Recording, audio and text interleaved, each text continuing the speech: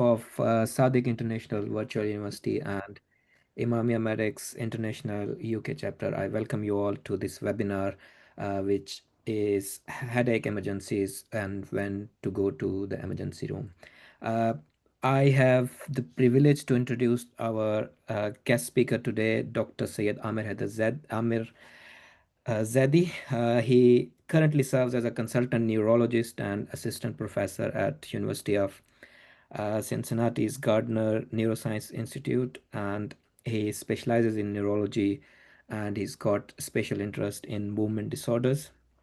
I'm very grateful to Dr. Zaidi for joining us today. Uh, for audience, if you have any questions, you're welcome to ask questions during or after the presentation. You can raise your hand if you have any pressing questions, or you can send a message in the chat, and we will answer your questions at the end. And now, without any delay, I would like to request Dr. Zaidi to please start his presentation. Thank you so much for the introduction, Dr. Raza. So I'm going to start the presentation. I just chose this topic primarily because this is one of the most common neurological presentation. Headache emergencies, the headache overall is a very common presentation, about 145 million annual visits with the headaches in the US. So overall, 15.8% of the world's population experiencing headache each day. So that's how common the headache is, and that's the main reason to choose this topic. So the headache is a pretty broad topic. So we have so many different types of headaches, starting from migraine, which is one of the most common ones, all different primary type of headaches. Then we have secondary type of headaches. So I just try to limit it as much as possible, given the limited time, to keep it only the headache emergencies. So you are free to ask questions about any different type of headaches, but the main focus of this presentation is around the serious causes of headaches, the life-threatening causes of headaches. So in the ER, the patients come with the headache with all different types of headaches, and out of all different type of headaches, 3% of the patients have usually a serious cause of headaches. So there was a study done, a small study, it's not a big study because it was done in small hospitals in Europe, in Austria and Italy. And they looked at the different presentation, different types of headache patients coming to the ED. And they looked at the final diagnosis. It was a cross-sectional study. So they looked at the final diagnosis at the discharge. And as you can see, the vast majority of the headache presentation in the ED was primary headache. And within the primary headache, the most common, as you would expect, the migraines, tension type headaches, or tension type headaches with migraine. These were the most common type of headache presentation in the ER. The small number of patients have secondary headaches due to infections, due to high blood pressure, a very small number due to life-threatening headaches like subarachnoid hemorrhage or meningitis or encephalitis. So overall, their data shows that 45% of the patient had migraine being the most common diagnosis, and 2% of the patient, very small proportion, had life-threatening headaches, secondary headaches. So when you have all different types of headaches, primary and secondary, so what are the common symptoms to look for that tells you to go to ER in terms of the patient information? So the headache, that a kind of headache or kind of pain that you have never felt before. So very unusual type of pain, which has never been experienced in your life. That's one of the common thing to look for. And the onset of the pain. So we'll come to the onset of the pain later when we talk about the history of headache. But if the pain is coming on very suddenly and then reaches on its peak at very quickly, so that's an alarming sign. And if there are other features with headaches like confusion, problem with the speech, any kind of a neurologic deficit, visual changes, weakness, numbness, stiffness in the neck, or any systemic features like fever. So those are the features to look for a possible indication of something unusual, something more than primary headache. So when we talk about the common headache emergencies, so we can divide it in like a vascular types of headaches and headaches related to change in CSF pressure, headaches due to the infections, and the headaches in the high risk group. So I'm going to talk about different types of headaches, the emergencies wise, but my focus will be more on the vascular type of headaches, and then I'll briefly touch on the other types of headaches as well. So in the ER, the priority would be to identify. So out of like we talked about, more than 95% of the headaches are primary headaches or benign headaches, or the headaches not to be concerned about. Less than 5 or 4% of the patients have something life-threatening. So the most important part of evaluation is how to filter those patients out, how to find out which patients are the one where you're looking for the life-threatening emergencies. So identifying the secondary headaches, red flags, the evaluation and management, then proceed with the symptom stabilization and then early imaging. So the most important part, like with any other medical field, medical topic we talk about is the history, then the physical exam, and then identifying the red flags and headaches. So as we are talking about when to go to the ER, so the first most important part is the history. And often this part has been missed, or sometimes the ER doctors, because of the time constraints, they don't focus more on the history and the focus primarily on the CT. I mean, I see here in the I've practiced both in the UK and the US, and especially in the US, whoever is coming to the ER, they just get the CT scan. Um, so the focus should primarily be on the history and the exam. The onset of the headache is extremely important. You have seen like so many times in the history, people say sudden onset headache. So what do you mean by sudden onset headache? So that particular wording, sudden onset, is extremely important because almost like you see that data I showed you about how many patients have primary headaches, more than 90%. Or most of them, they come to the ER and they say that they have sudden onset headache. So which means that the way history is taken or the way history is given is not correct. So you have to clarify, you have to go into further details. What is the meaning of sudden onset? So is it the sudden onset means it just came on quickly? If it is quickly, is it in the seconds? Is it within the minute?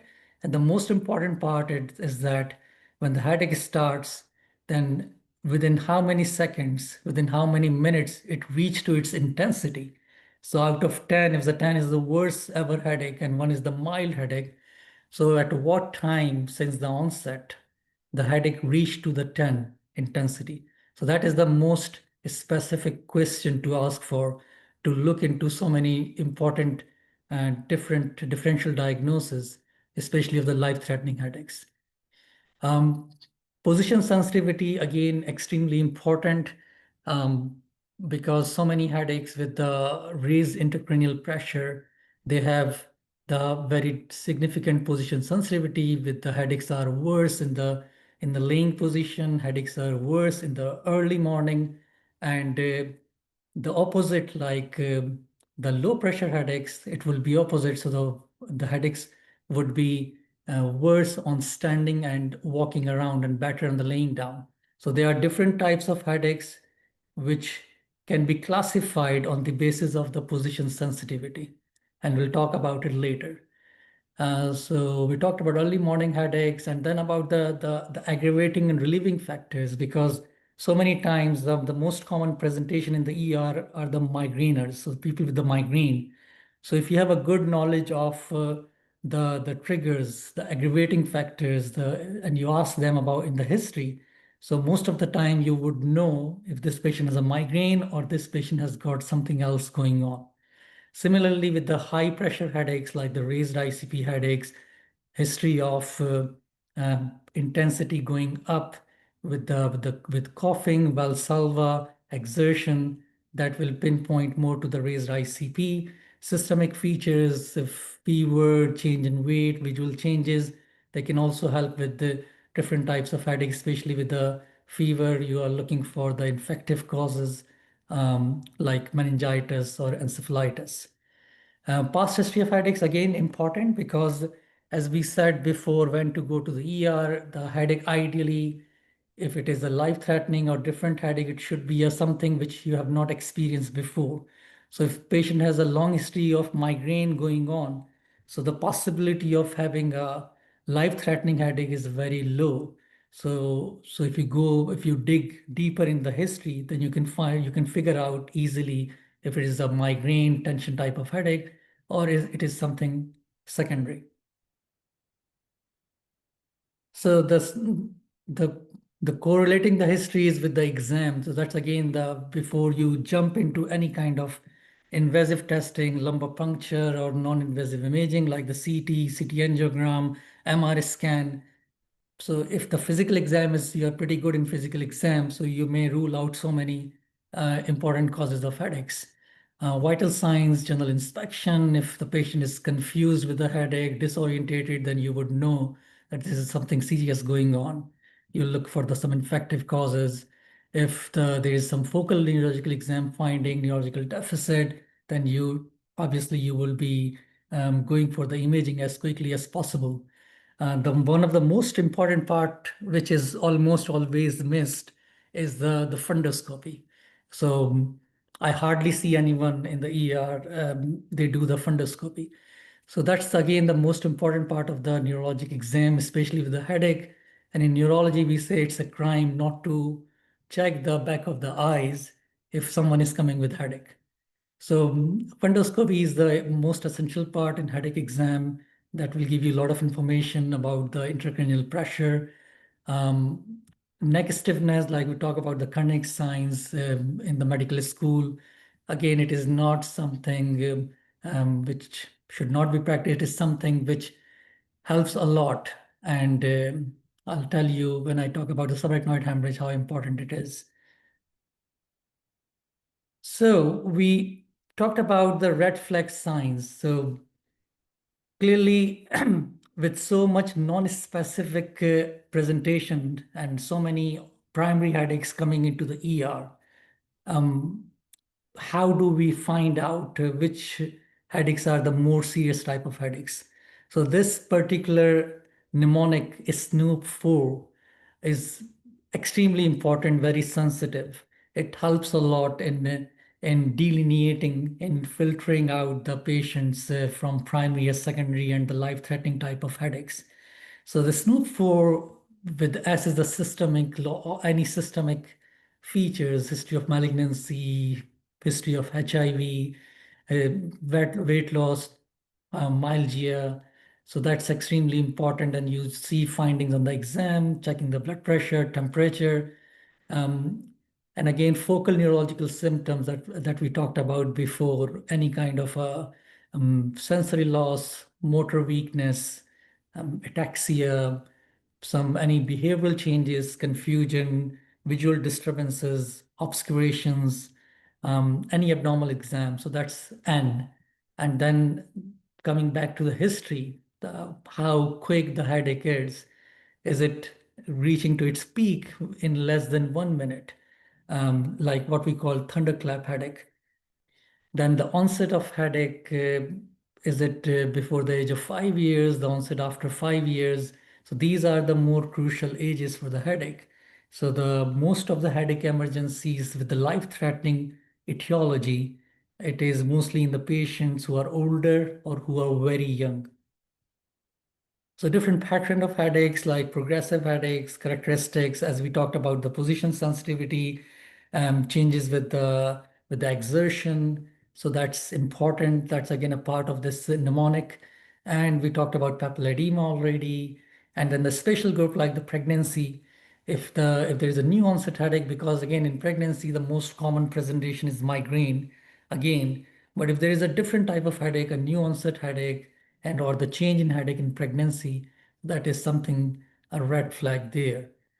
And the phenotype of rare different types of headaches like trigeminal autonomic cephalgias, exercise-induced headaches, cough-induced, sex-induced exertional headaches. So that's again the part of SNO4. So this the SNO4 has been studied and about its sensitivity, and it has gone a very significant negative predictive value of 96.4%. So this scoring is very sensitive in terms of like negative predictive value. It can exclude a lot of non-traumatic headaches. So practicing or looking into these features, most of the time you will not miss any life-threatening headache.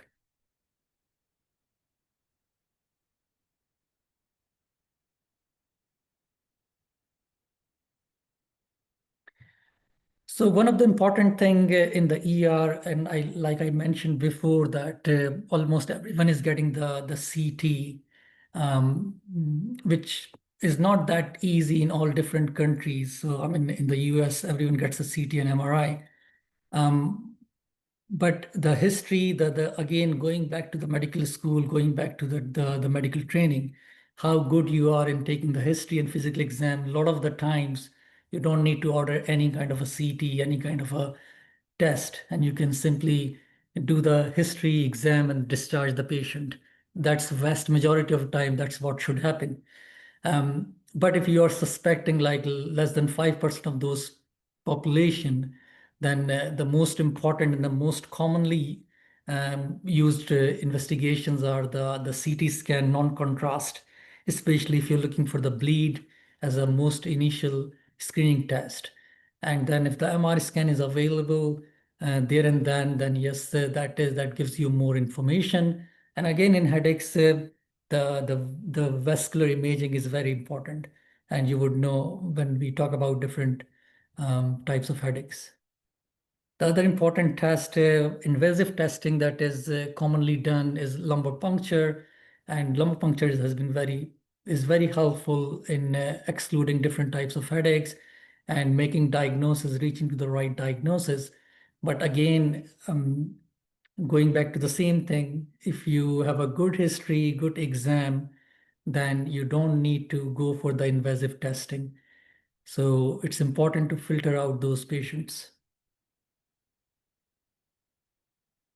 So coming to the life-threatening headaches, one of the so I'm going to talk about just the common life-threatening ones and only very briefly touching upon the other types of headaches.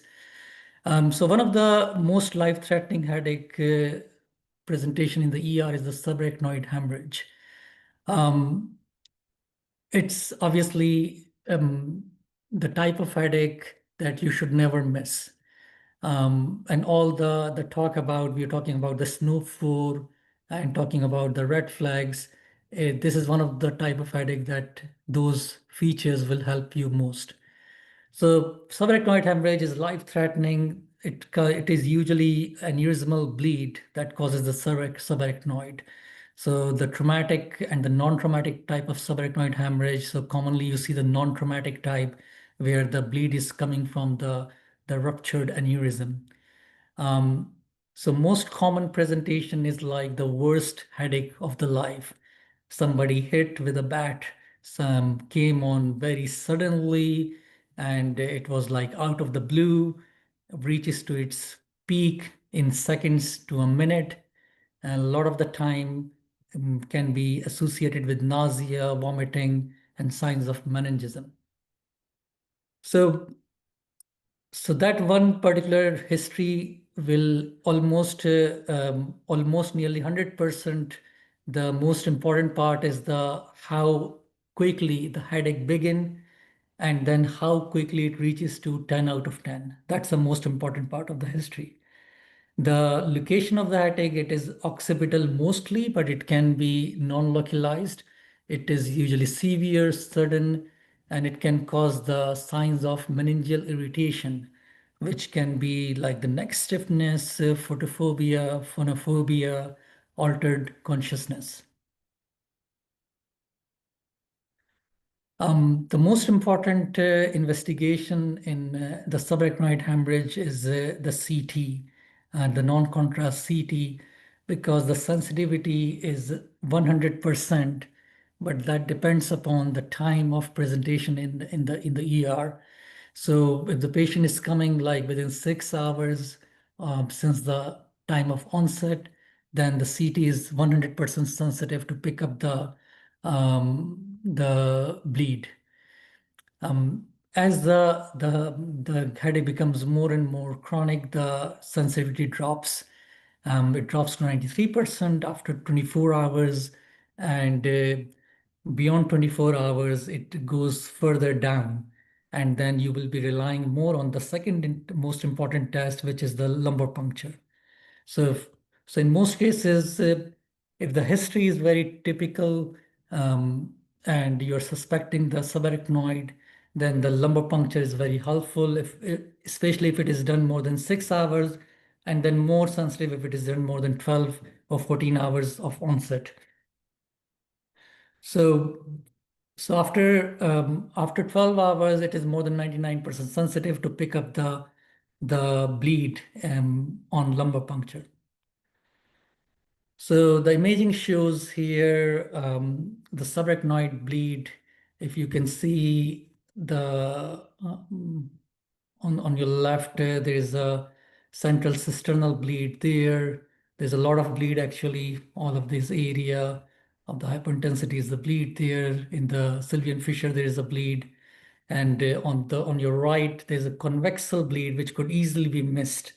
So it's easy to pick up the deeper bleeds like the cisternal bleed, but sometimes the convexal bleed, sorry, the convexal bleed is very hard to pick, like you see a very small area of the bleed there.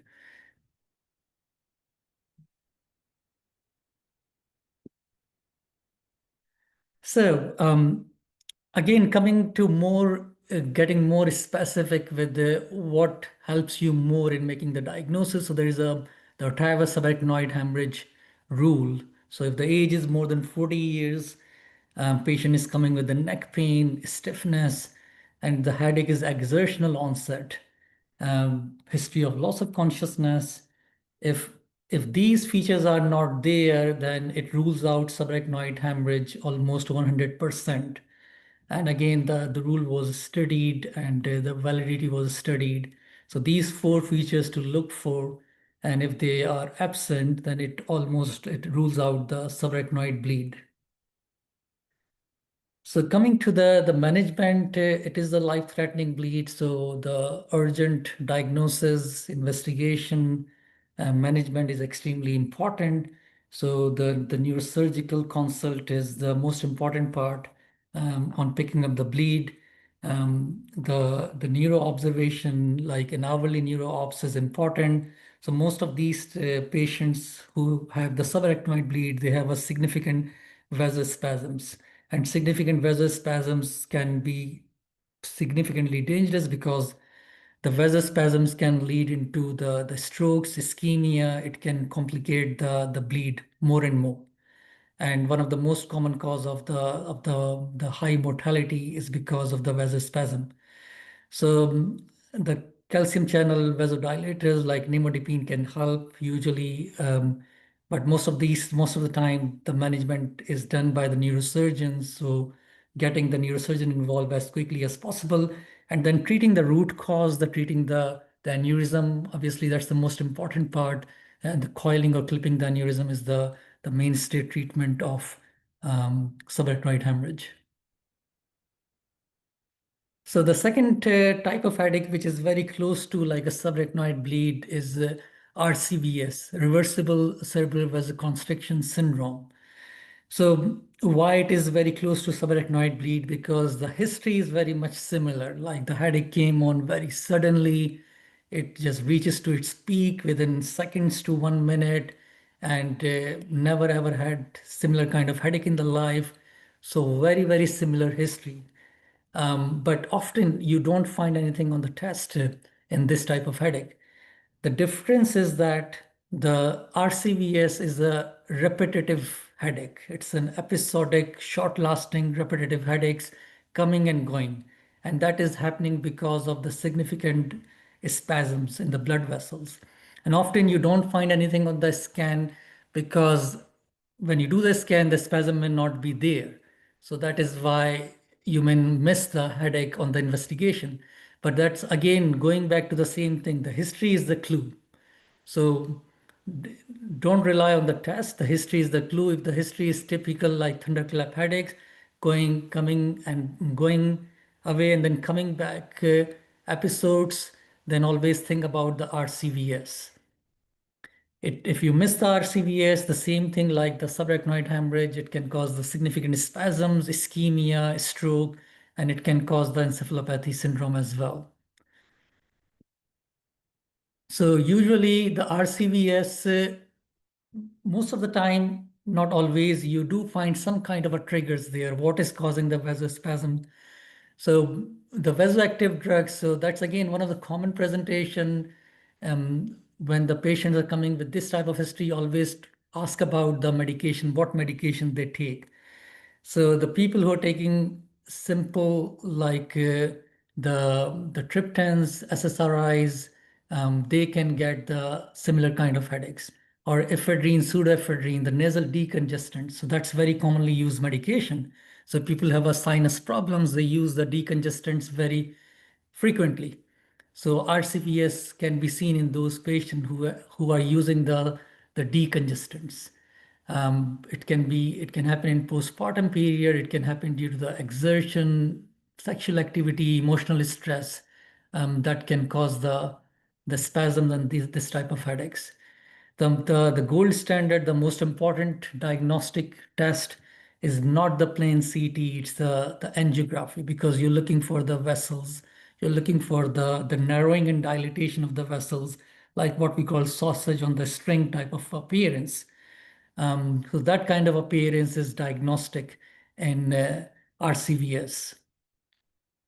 So as I said before, if the imaging is negative, but the history is very consistent, then repeat the imaging 2 times, 3 times, you may find the typical finding. So conventional angiography is a gold standard test. And in this image here, you can clearly see the narrowing of the blood vessels, narrowing, then dilatation. So that's a typical of RCVS. So the most important part is finding out the trigger, what is causing it. Removing the trigger is the most important part. And again, the nimodipine is helpful for headache relief. Sometimes if they have like repetitive episodes, then you may need to look for the blood pressure. If the blood pressure is going up, you need to control the blood pressure as well. Steroids can make it worse sometimes. And if the one vasodilator is not helping, then you may need to add more vasodilators.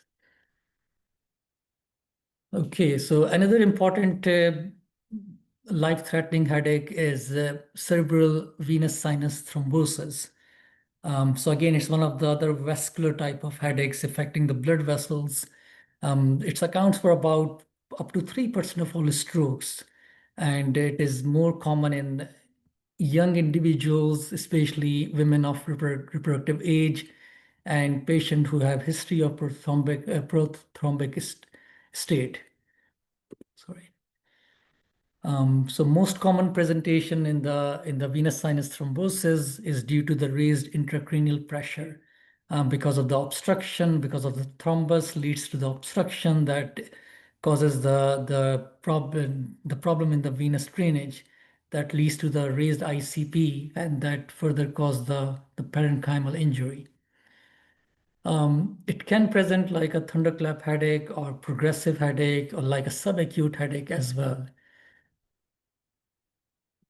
So most frequently, looking at the venous structures in the brain and around the brain, the most common the venous sinuses involved are the transverse venous sinuses or superior sagittal sinus. These are the most common one involved, and the thrombus can affect any of the sinuses. But the most common presentation are coming from the superior sagittal sinus or the transverse sinus. So risk factors, the hypercoagulable state, pregnancy. So that's I'll just briefly touch the headaches in pregnancy, but this is one thing which you should never miss, and this is something you should always look for in pregnant women, the thrombus, venous sinus thrombosis, because it can happen during any phase of the pregnancy and it can happen postpartum as well. So any consults from the gynae, from the ops, you're always looking for or trying to exclude this type of headache. Other risk factors, anything that increase the coagulability, making you hypercoagulable, like the malignancy, dehydration, infection, that promotes the thrombus formation. So those are the main risk factors for this type of headache. Um, so most of the time, the presentation is subacute, acute, sudden onset headache. A lot of the time, you may say the focal deficit, especially if the venous thrombosis has caused a significant raised intracranial pressure. Then again, going back to the exam, so most of the time you will be able to see the papilledema in these cases, because when the patient are presenting, the pressure is already very high. And if you do look at the back of the eye, you will see the swollen disc there. The raised pressure can lead to further complications like seizures, focal deficits, altered consciousness, abducent nerve palsy. That's one of the most common one with the raised ICP, and that will cause the diplopia.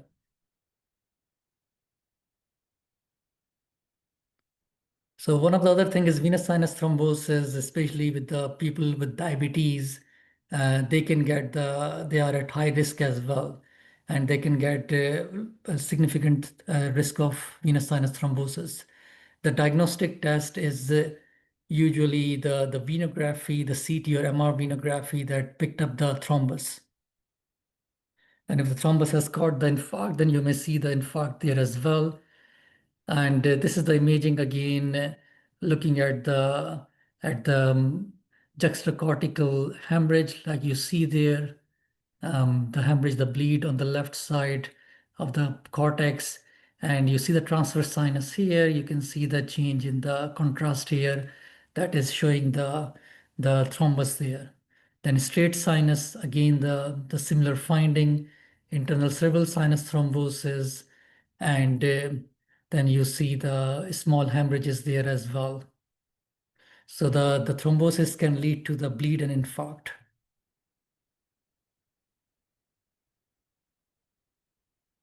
So how do we manage the cerebral venous sinus thrombosis? So we talked about how to make the diagnosis, and if the CVT is confirmed after the venogram, then you do all different type of testing, because the important part is not only picking up the thrombus.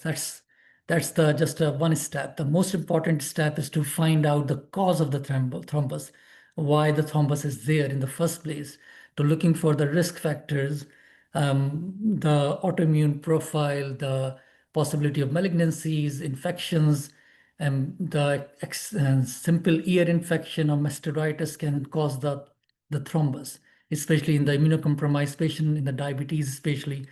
Those are at very high risk. And you do all the kind of a coagulation profile to look to find out the patient who are at the high risk and treat those conditions.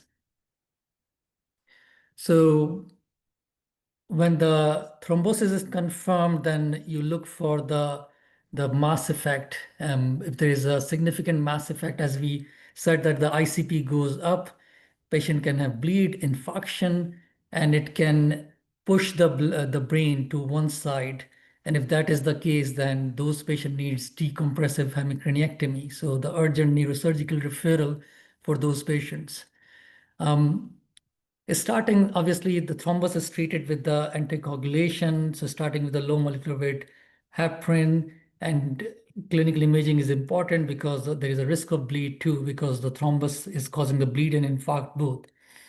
So starting the anticoagulation is the most important step in treating the patients. And then with the stable thrombus, then you can move them to the more orally taking anticoagulants, like warfarin. And then these patient needs follow-up imaging to see the thrombosis resolving and to look for the duration of anticoagulation they would need.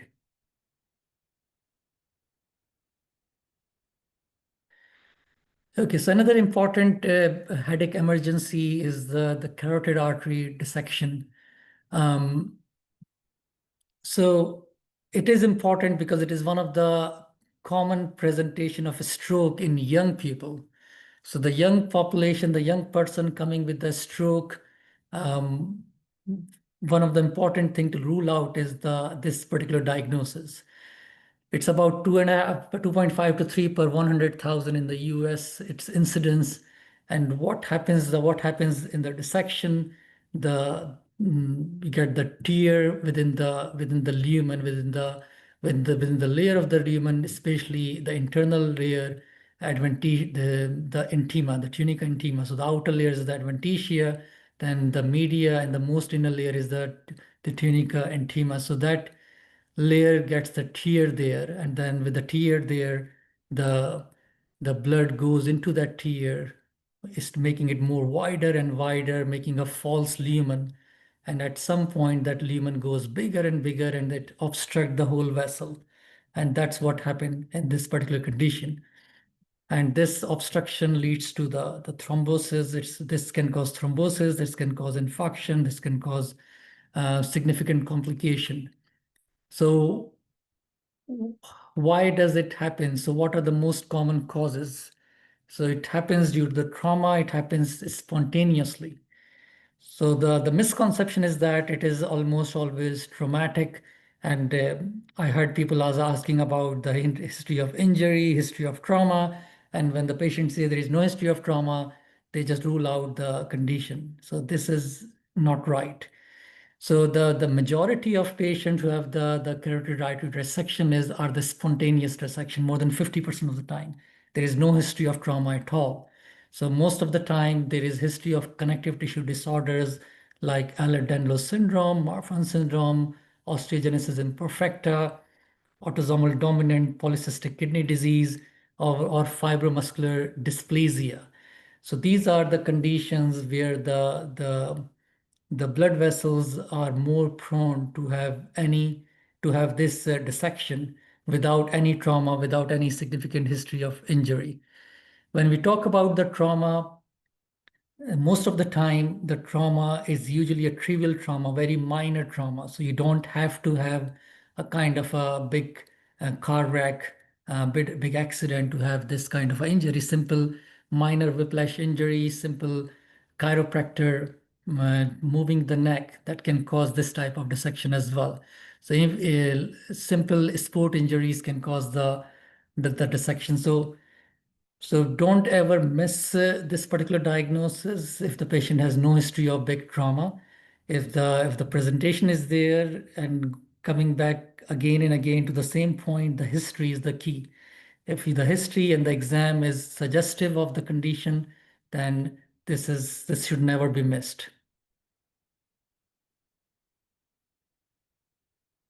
So the presentation, as we talked about the complication, it can cause the stenosis, the whole blood vessel will be blocked, occluded, and it can cause thrombosis, it can cause the thromboembolism, pseudoaneurysm, and hemorrhage. So the presentation, again, the most common presentation is headache and neck pain. That's about 65 to 95% of the patients present with. And again, 50% of them have a stroke, and some of them have, 1/4 of them actually have partial Horner syndrome. So the, the image here shows the stroke in the carotid artery supply, and what here you see is a pseudoaneurysm formation. This is the dilatation of the blood vessel due to the pseudolumen formation that gives the appearance of pseudoaneurysm. And in here you see the Horner syndrome. So I don't know how many of you remember Horner syndrome now.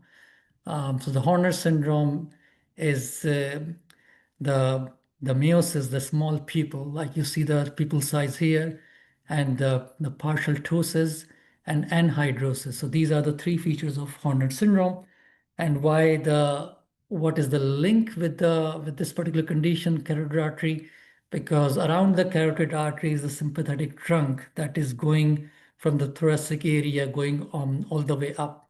So that sympathetic trunk is damaged during the dissection because it is all around the carotid artery, and that's why it can be damaged commonly, and it can cause the sympathetic dysfunction that appears with these three important features. So if you find that on the exam, then it's almost always think about this diagnosis, and urgently these patients should get the CT angiogram or MR angiogram. Because as I said, that most presentations are young people, they are at high risk of complications of hemorrhage, stroke, and on the angiogram you will find the intramural hematoma, like you see here. This is the carotid artery, left-sided carotid artery, and you see this is the T1, and you see the hypointensity there. And on this image, there is a double lumen sign again in the carotid artery. Because of the false lumen formation, you see the double lumen sign there. The management of that's the most controversial part of this particular diagnosis of carotid artery dissection. So, because the patients have the dissection, there is a high risk of bleed. They do have sometimes bleed as well. So the risk of giving antithrombotic versus anticoagulation in these patients. So there are three big trials: the CADIS trial, Treat CAD trial, and Stop CAD trial. These are the biggest trials. Um, Still, there is no unanimous decision or consensus about what to be done. But the meta-analysis of these trials shows that the anticoagulation significantly outperformed the antiplatelet therapy in preventing the ischemic strokes. The stroke prevention in these patients should be started as soon as possible. And some practices, they start antiplatelet, others start anticoagulation because there is no consensus. But overall, it is suggested that the risk is high for the bleed as well, but overall, anticoagulation is preferred in these patients to prevent strokes. With hyperacute treatment, these patients should not be excluded from thrombolysis or other stroke management. If they have like an intracranial thrombosis, then they should be a candidate for the thrombectomy. So how to treat because of all of the dilemma, like they have a bleeding risk. So the American Heart Association, they have the guidelines. If you have the diagnosis there, then look for the two important things. One is the bleeding risk. And so the bleeding risk is on the basis of like how big the infarct. For example, they have an infarct there, and it's a big infarct with high risk of hemorrhagic transformation, or if there is already a big bleed there. So that's a high risk, high bleeding risk there. And the second thing is to look for the high risk radiologic features. So the high risk radiologic features is like how much the lumen has been involved, how much is it stenosed, and is the stenosis is going up in from the neck up to the intracranial region or not. So these are the important things to look for. If there is an extracranial bleeding risk or then antiplatelet therapy is more safe option. If the bleeding risk is not that much high, then you go for the radiologic findings. If the radiologic findings are high, the thrombus is occluded, and the risk of bleed is low, then you can go for the dual antiplatelet therapy. Otherwise, if the bleeding risk is not high and the thrombus is extending in the intracranial region, then the best option is to start the anticoagulation. If the radiologic features are not there, they are not high risk, and the bleeding risk is low, then the dual antiplatelet therapy is a good option. Otherwise, just a monotherapy will be a good option if the bleeding risk is high in these patients. Okay, just coming to the headaches related to the change in CSF pressure. So what we talked about earlier was the headaches due to the change in the vascular so vascular complication related headaches, but these are the headaches due to the change in CSF pressure. So the two common type of headaches due to change in CSF pressure are idiopathic intracranial hypertension and the intracranial hypotension. So idiopathic intracranial hypertension is the headache due to the raised ICP because of the change in the pressure in the CSF.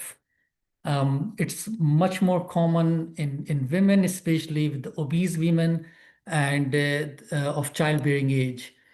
The headaches are, again, because it's a high pressure. So anything that raises the pressure, early morning headaches, valsalva, supine headaches, and due to the raised pressure, they can give pulsatile tinnitus and visual obscurations.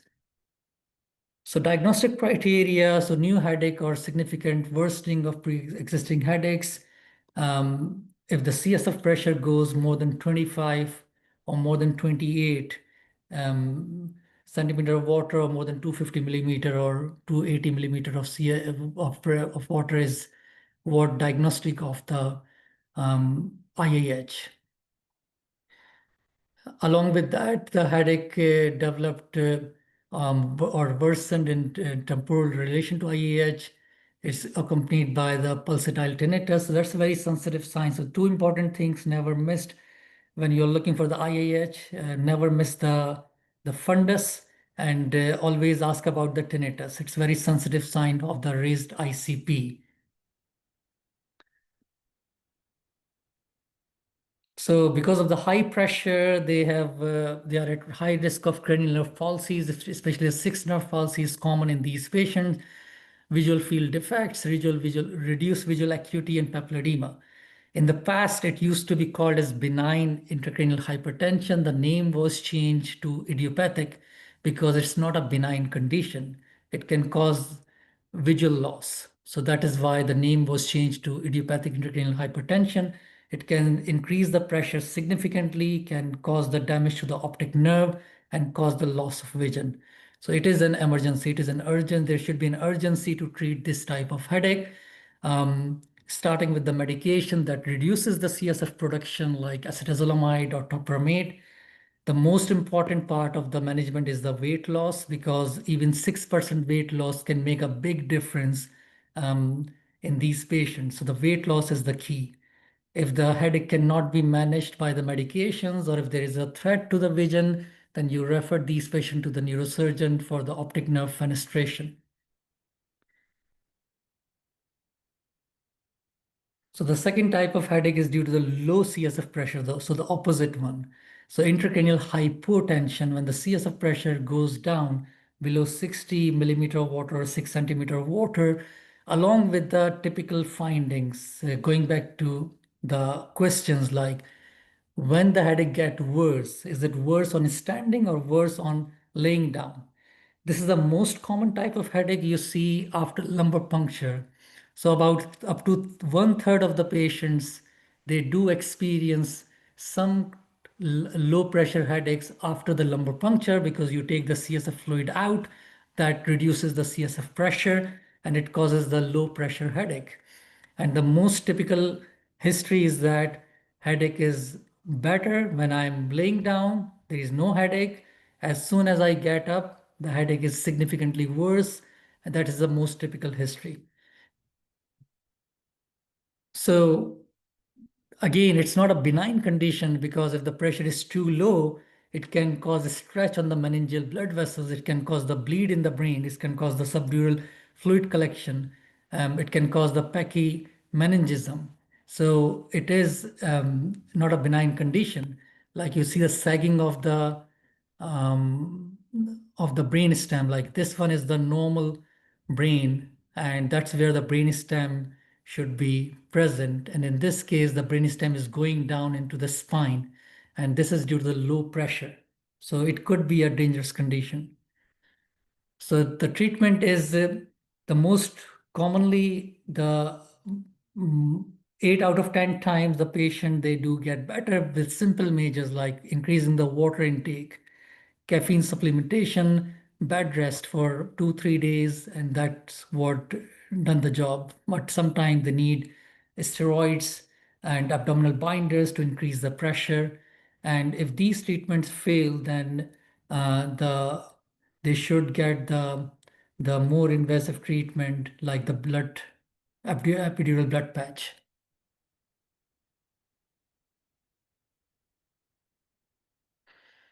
Okay, just briefly touching upon the other types of headaches in the adults, like the giant cell arteritis. It's common in people who are older, more than 50 years old. And the most common thing in the history is the jaw claudication, and the exam shows temporal tenderness. It can be threatening to the vision because of the inflammation in the temporal artery can cause the visual loss. The important blood test here is the ESR and CRP. So high ESR, high CRP, more than 50 years old, temporal headache, that is almost diagnostic of this type of headache. The temporal biopsy is the gold standard that normally find out the inflammation there, but never wait for the temporal biopsy because it can take good few days before the biopsy is done. So if you're suspecting the headache, start the high dose steroids as soon as possible.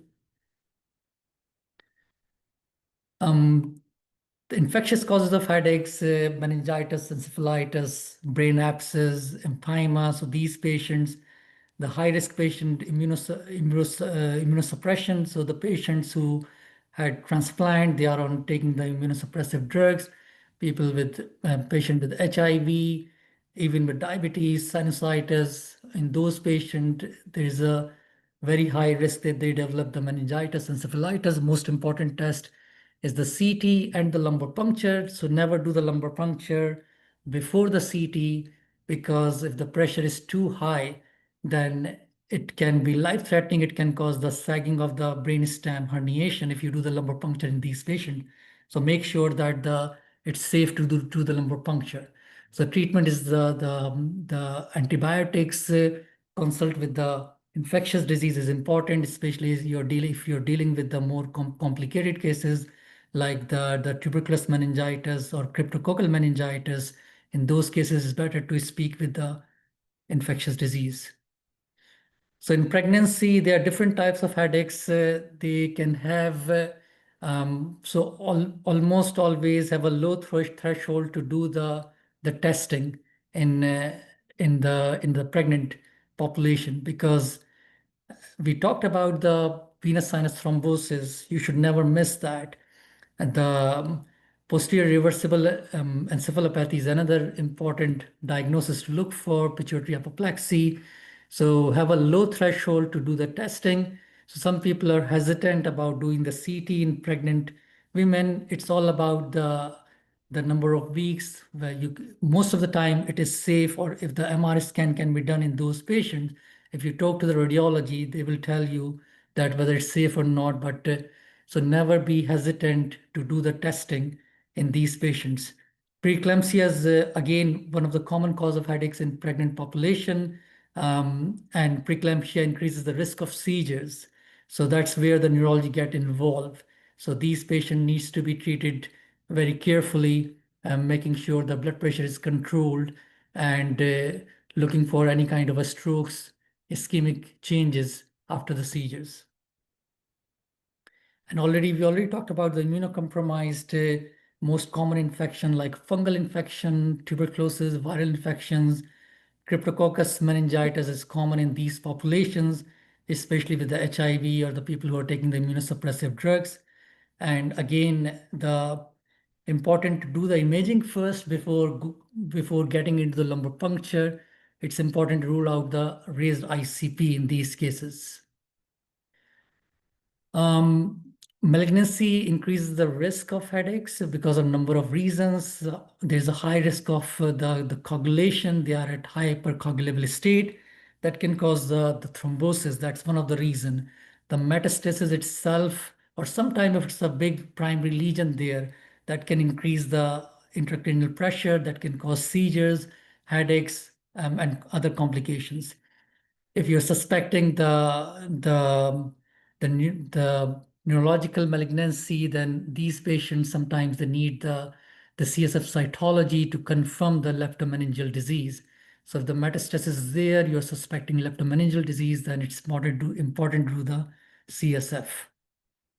So, in summary, overall, the important part of evaluation, the most important part, the history and exam, and then you think about what test needs to be done, imaging, and if the lumbar puncture is important, then that should be done as quickly as possible.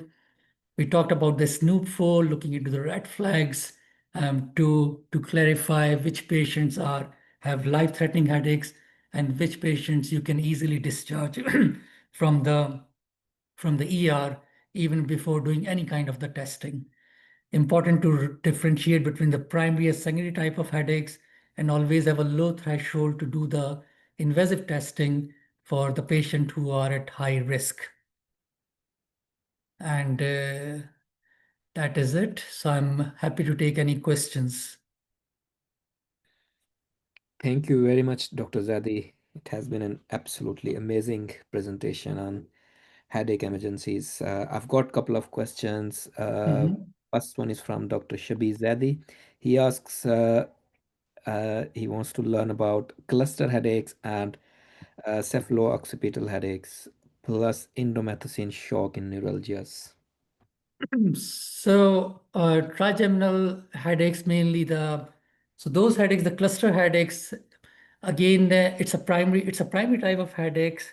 Not common. It can happen mostly in the men of middle age, and it is important to look for this diagnosis. The reason is because it can impact the quality of life badly. It is one of the worst headaches. It is what we call normally the suicidal headaches.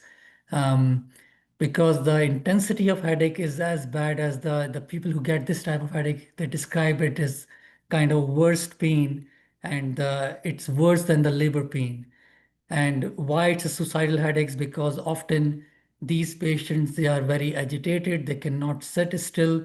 They try to bang their heads on the walls. So the headache can be that severe. So the way you diagnose the cluster headache is about the duration of headache, the location of headache. So it's not always, but it should almost always a unilateral headache. It can affect the temporal area, but it can affect the other parts of the trigeminal region as well. So, but the most common part involved is the first branch of trigeminal nerve, and it can cause the autonomic features. So the most common autonomic features with the cluster headaches, they can have the tearing from the eyes, and they can have the conjunctival irritation and conjunctival redness. And some of those can develop even Horner syndrome as well. Um, so this type of headache is treated there are a number of ways you can treat it, but the high dose NSAIDs like indomethacin or the high dose steroids are usually helpful. With the indomethacin, you should start with the high dose for at least about 3 days and look at the response twice a day for 3 days and look at the response. Ideally, the headache should respond. If it is the cluster headache, it should almost always give a response to the indomethacin. If there is a zero response to indomethacin, then you should be looking into the diagnosis again. Is it the right diagnosis or is it the wrong diagnosis? So the indomethacin challenge is important in these patients, and that will normally clarify if this is the cluster headache or not. Thank you. And there's a question about indomethacin shock in neuralgias. Indomethacin short in neuralgias, Shock. shock. I don't know about that. So I haven't heard about it. Endomethacin shock. So what do you mean by that? There was a question raised by Dr. Shabi Zadi. So it causes shock in neuralgias. I've not heard of it, so I'll just pass it on You to know, you. I have not heard of it. It might be a rare thing, but I have never heard of it. And anything about indomethacin shock. I heard about the indomethacin trial, or indomethacin is a very commonly used medication in these type of the cephalgias, but I've not heard about the shock. Sincere apologies. I think it may be my fault, and you have explained it very nicely. In the medicine challenge is probably more appropriate. I'm just referring to cephalo-occipital trigeminal neuropathy. What works there? Pregabalin, gabapentin, or endocrine? So it is not easy to treat, and so most of the time the neuropathic, all the medication, sometimes the anti-seizure medications, usually the topiramate, can help with that, and pregabalin or gabapentin are the most commonly used medication. You can always try the amitriptyline group as well. Duloxetine can also help. High dose duloxetine, like 60 milligrams a day or 60 milligram twice a day, can help. But the high dose gabapentin, the most of the time, the reason why the gabapentin does not work because the hesitancy of about increasing the dose. So the gabapentin, the dose, the maximum dose is 3600 milligram a day. So it's more than 3.5 gram a day. So most of the time, what I see, like the people like the GPs or the other practitioners, they try up to 900 milligram a day and they say, oh, it's not working. So they stop the medication. So that's not how it works. With the gabapentin, at least you should go up to 1800 milligram a day before you say it is not helping. So with pregabalin, you should try up to 300 milligram twice a day, so 600 milligram a day. So the dose is very important. So topiramate is another medication which I have seen like in other different types of neuropathies if the gabapentin does not work. So topiramate is helpful, and again, going up to 200 to 300 milligram a day is very effective dose in those cases. Is there any role of nerve block in such situations, like involving the suboccipital region radiating to the facial maxillary region? So there is a occipital nerve block that you can do. Even sometimes the steroids can help, but the occipital nerve block is usually more helpful. The efficacy varies a lot. So some people with the occipital nerve block, they have a good benefit for 3 to 4 weeks, some have for 2 to 3 months. But the occipital nerve block with the canalog, so with the steroids in there, so it helps a lot with these type of pain. The important thing is also to look for the imaging as well, because if there is a change in the structure, if there's change in the structure of the nerve, if the nerve is compressed at any level, especially in the upper cervical level, then that might need a treatment from the neurosurgeons, from epidural injections, some injections to the nerves there that can help. But clearly, the imaging should be done in those patients, and then the occipital nerve block can help. Thank you so much. Dr. Amir, Yes. this is Zaidi from actually right now from Delhi. Although I have worked in, I work in London, and I'm speaking to you from very, very nice presentation. Thank you. Very, very interesting topic, because we deal with headache in all disciplines. I would like to get a message from you for all the young doctors who are qualified and who are attending your lecture. What is the one most important clinical sign in the history which should raise your concern? You have mentioned, please repeat it, because people, they come with headaches, they write paracetamol or brufen, and then they send them home. The two very important signs which we are forgetting. Very nicely you explained about the Horner syndrome, you explained about the dissection, and commendable. Nobody teaches that anatomy in UK now. I don't know about states, but in India and Pakistan, I feel we still teach that, and we need to know. Okay, so what what do you think for the young doctors? If somebody comes, a young man with, very severe headache, what should cross their mind? What signs they should look for? They are very simple signs. Yes, I mean, the history. We talked about the history, and I just give you one a kind of one incident. So one of the patient, like I was involved in, and the patient came to the ER and then was evaluated for the headache. Young girl, I think in her 20s, and she was sent home that the headache was due to migraine. She had a sudden onset headache, And the imaging initially was done. It did not show anything. And then she came back again after 24 hours.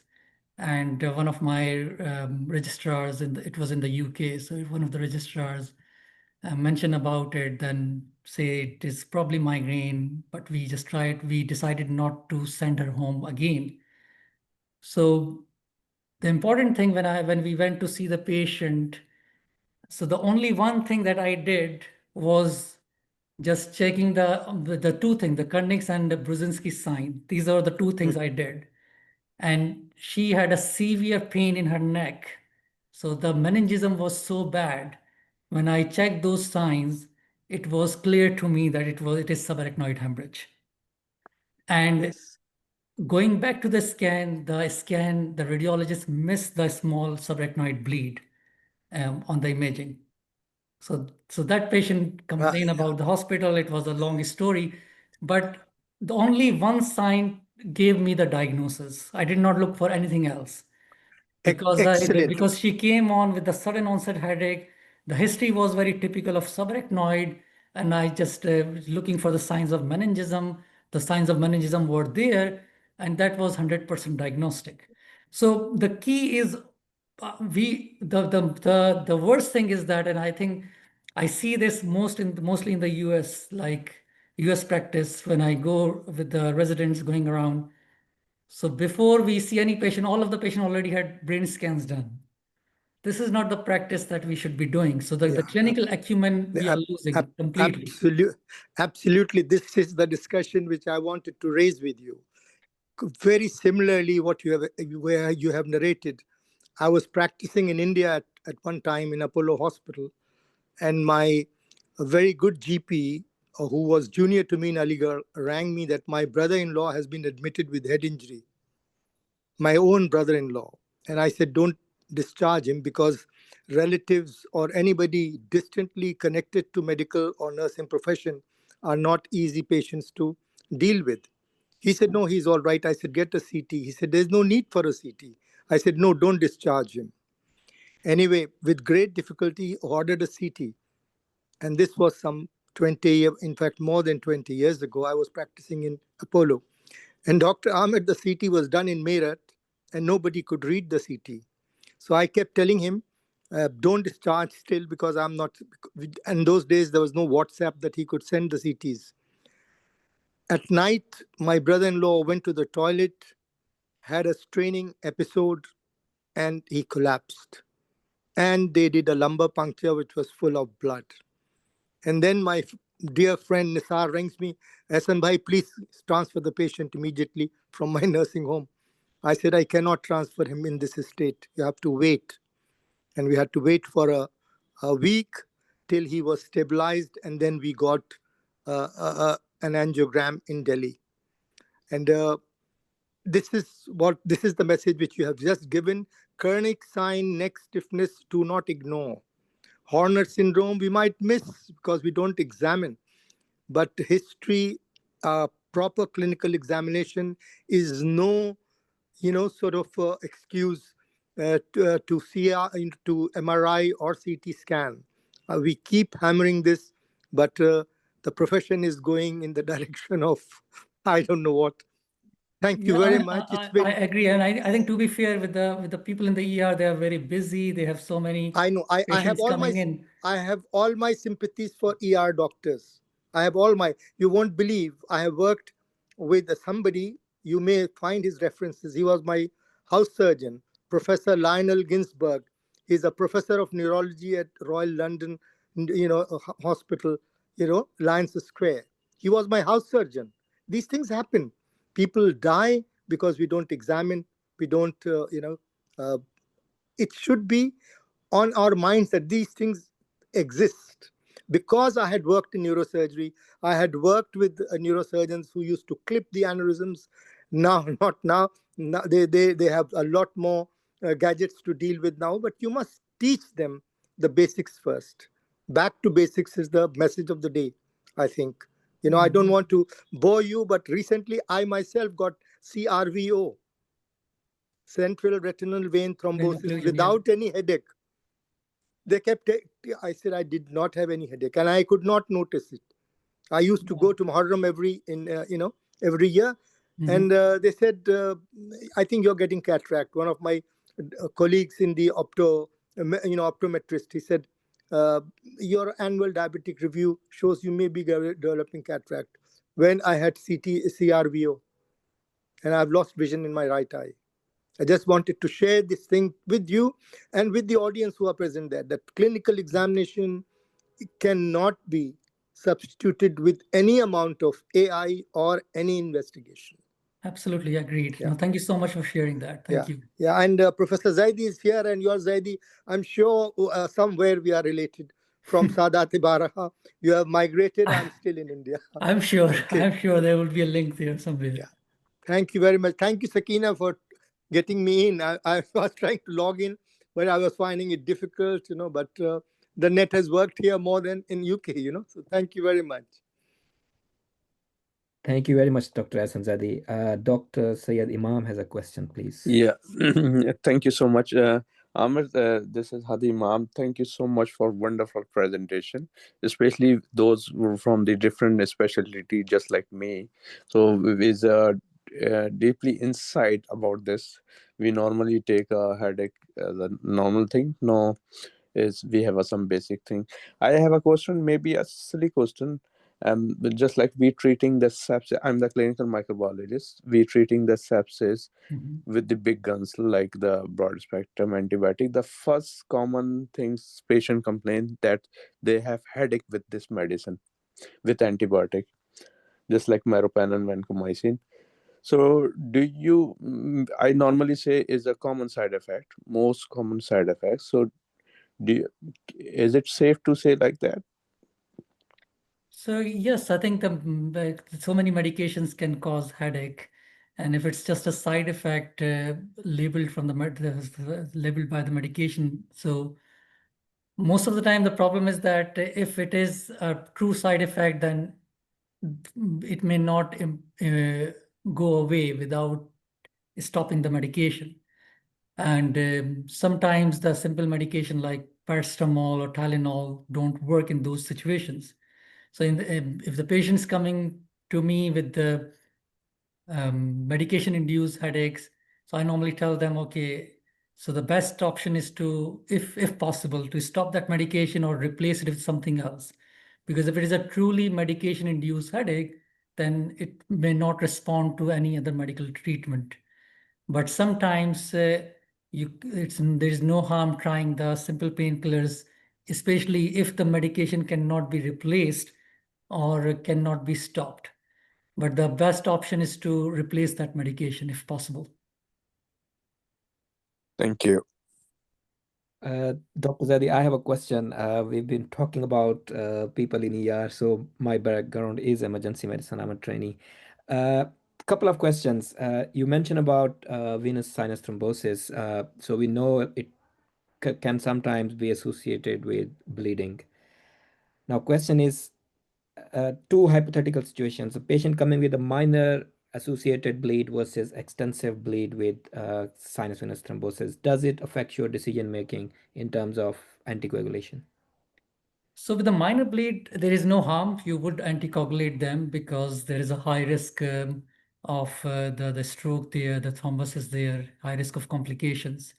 And with the major bleed, if it is significant, so there are two things. Sometimes what we do is a controlled heparin infusion. So not the full dose heparin, just a half dose or less than half dose heparin infusion with monitoring of FPGT.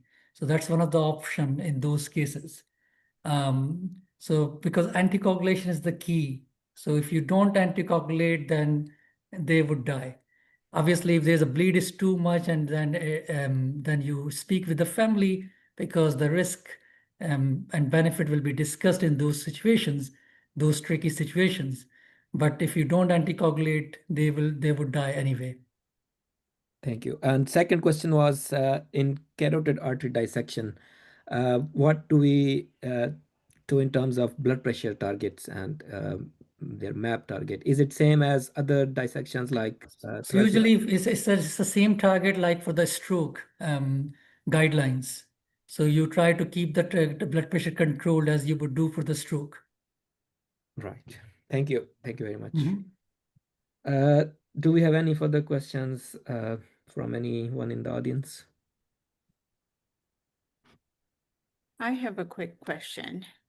Mhm. My mom passed away with aneurysm, brain aneurysm. What precautions should I be taking? Because she didn't have any blood pressure, no health issues except arthritis.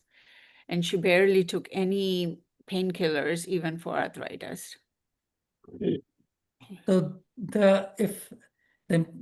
you have to look for how many family members have history of aneurysm. So there is a guideline. It's not on the top of my head.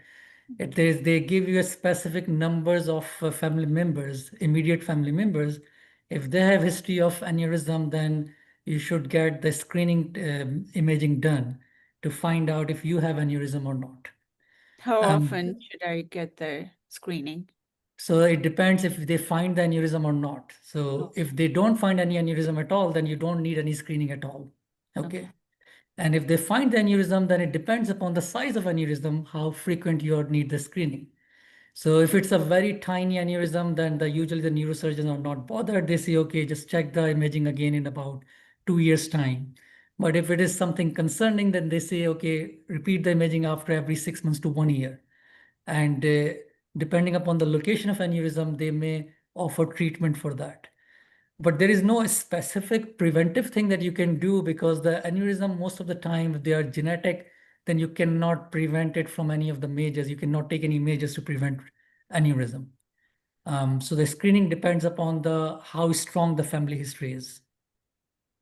I only know my mom. I don't know anyone else who had this. So in that case, I don't think you fulfill the criteria for the imaging, but if you're concerned, you can go to your primary care doctor, and they may still do the imaging, because the criteria, as far as I remember, at least 2 to 3 family members should have history of aneurysm. But if you have concerns, do you get any headaches? Do you have any symptoms at all? I do get migraine once in a while. And every Okay. time I get it, because hers was very sudden, we found out, and within 2 weeks she passed away. Yeah.